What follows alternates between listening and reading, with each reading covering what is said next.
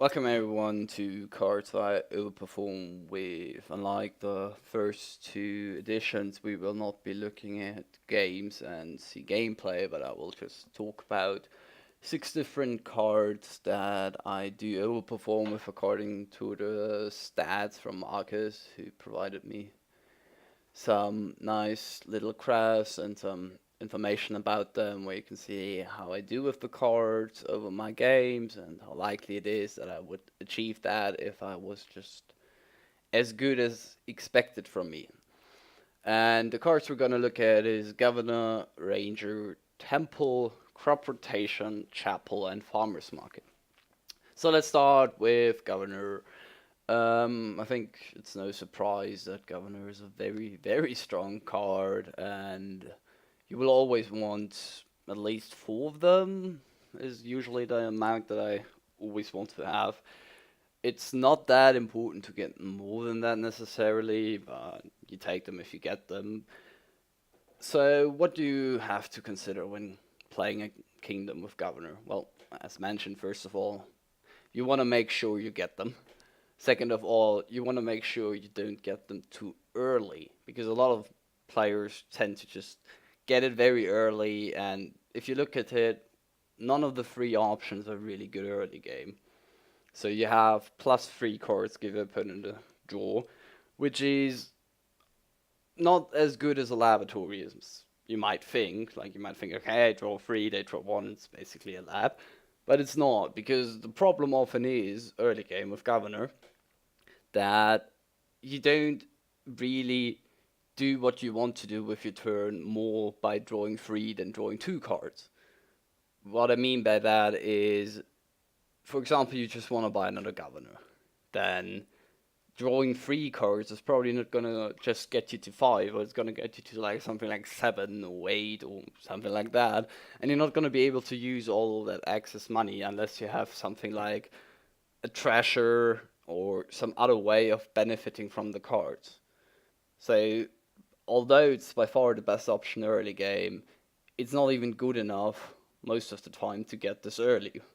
So what I usually end up doing is I get at least one, most of the time two 5 costs before Governor, mostly some trashing cards or what you want to look at, some junking cards, and only then do I go into Governor, which leads to me quite often losing the Governor split 4 to 6, but because I have way more deck control and therefore I don't have to draw as much with Governor, I don't rely on them as much and I'm winning even though I lost the split. The other options being gaining silver for your opponent and you gaining a gold. Early game and Governor games, I prefer silver over gold just because I can remodel the silver into a gold. The third option, so most of the time that's net negative. Not only did you use a hand size card and your 5 cost to do something that's most of the time negative, but yeah, like why did you get Governor then? And the last option, trashing a card. When your opponent has coppers and mostly estates in hand, which they can turn into silvers, which then they can governor themselves into governors. That's even the worst option of all three of them early game. So really a card you want to not get too early and a card where you want to think about how the game goes. Right? Governor is key when to get goals. And you have to have a lot of game understanding to play this card correctly, to know when to get how many provinces, to know how much can I do in my turns, how much can my opponent do in his turns. So you have to have some idea of what both decks look like, and you have to have some idea of how the endgame is supposed to play out and who's gonna play out. Because if you don't, you will lose a lot of Governor games. And to avoid that and to win more, you should ask yourself the fundamental question of what capabilities each deck have. On to the next card in Ranger. Ranger is a card that I still think is massively underrated. Like, people still dismiss it as a worse Smithy sometimes. And I think it's way better than Smithy. I actually think it's probably the best draw card for most games that is terminal. The reason for that is that it's incredibly good to have the ability to just need one copy of a card at the start of your turn to draw 5 cards. That is absolutely exceptional. And just having the ability to increase the odds of not having a bad turn by that, and then also just the buy itself is nice. And then you draw your deck, you play your last ranger, which flips the journey token upside down again. And you're gonna look at something that's a lot more consistent and just a lot better than a Smithy would be in that scenario. The downside of this card mainly being that the first copy doesn't, like the first play doesn't do much. It just gives you a buy, right? It flips the journey token down, but yeah. So you don't want to get this as early as you would gain a Smithy a lot of the time, but you do want a lot of them, and you want to get them, well, in the mid game, in the early mid game usually is when you want to start looking up, and it's when you start want to pick up these rangers. Another thing with the buy, it's often not necessary to get another card with plus buy just because you're gonna have so many rangers and therefore not like a lot of buys anyway, so it removes the need for another plus buy card. On to the next card in Temple. I think the main reason I do well with Temple is because I'm better at understanding when it's good and when it's not good, which, I mean, you can say that for anything, but with Temple it's very specific when it's good, and it's very easy to know when it's good, in my opinion. So it's good on boards where you have shelters, the most obvious example, because then you probably can trash 3 cards instead of the 2 cards that you're often restricted to. And sometimes with heirlooms, for example, Curse Gold, which you usually don't want in your deck, and sometimes Lucky Coin if you're looking to build an engine and don't really want the silvers. Those are solid targets to Temple, and I usually don't get Temple if there's other trashing and I let my opponent do the templing, and then I pick up a Temple when it's at 4 or 5 victory points and finish up my cleaning.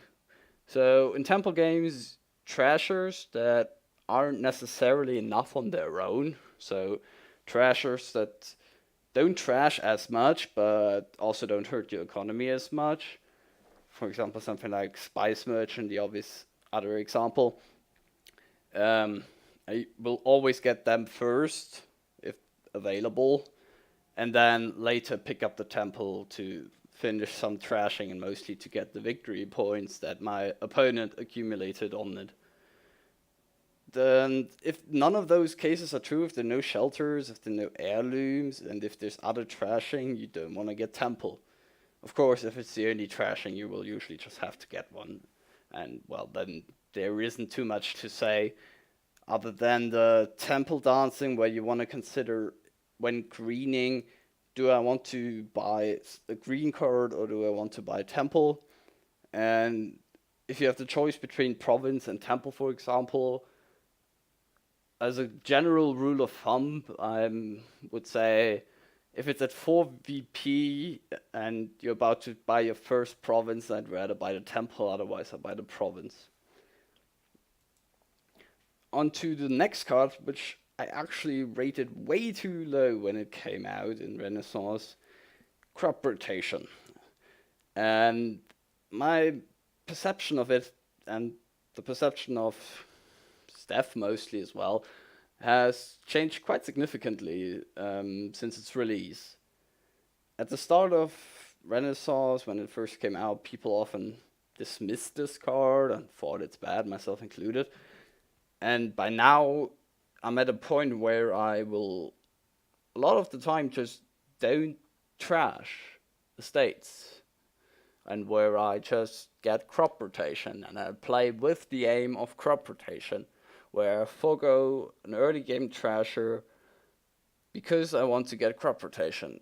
And the effect is insanely powerful, and if you can get it early, it's absolutely massive, because it doesn't hurt your economy, because you don't have to pick up the treasure, so it actually helps you a lot there. And then it's just an amazing effect of starting your turn with a 6 card hand and being able to discard essentially one of the worst cards, or most of the time the worst card in your deck, to draw an extra card at the start of your turn. So essentially, you just gain 2 cards to your hand because the green card is hardly worth valuing at all. So, in my opinion, you want to ask yourself in games with crop rotation if it's even worth to trash a state, similar to how you would evaluate it in Shepherd games. Not quite as strongly, but to some extent. And you want to ask yourself, okay, if there is no good state trashing or none at all, how do I get to crop rotation the fastest? Another thing that helps crop rotation a lot is duration. Duration draw or something like Haven or Gear, where you can set green cards into your hand to guarantee its effect. In those games, you usually don't even want to trash your estates. You just spy to crop rotation and never trash any green cards, essentially.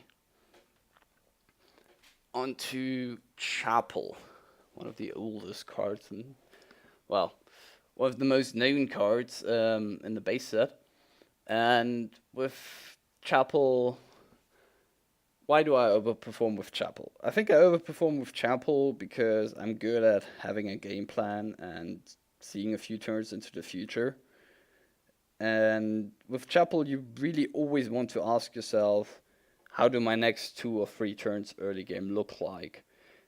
And what do I open with the Chapel?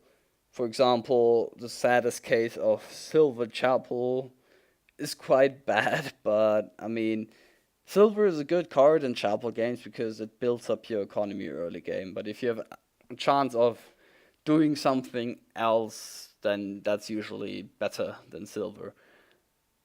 The thing is, other trashers are almost always completely relegated to uselessness. So something that might seem good, like Spice Merchant, Chapel, to trash down fast is usually just not even worth it, because the Spice Merchant will maybe see 2 plays and then it's completely useless. So important with Chapel is that you know that other trashers will usually not be worth it, that you have to have a game plan for the next turns at any point in the game, and that you just have to evaluate basically the board turn 1 on how you want to play this board, more so than any other card, because it forces you to think a few turns into the future. For the last card, we have Farmer's Market.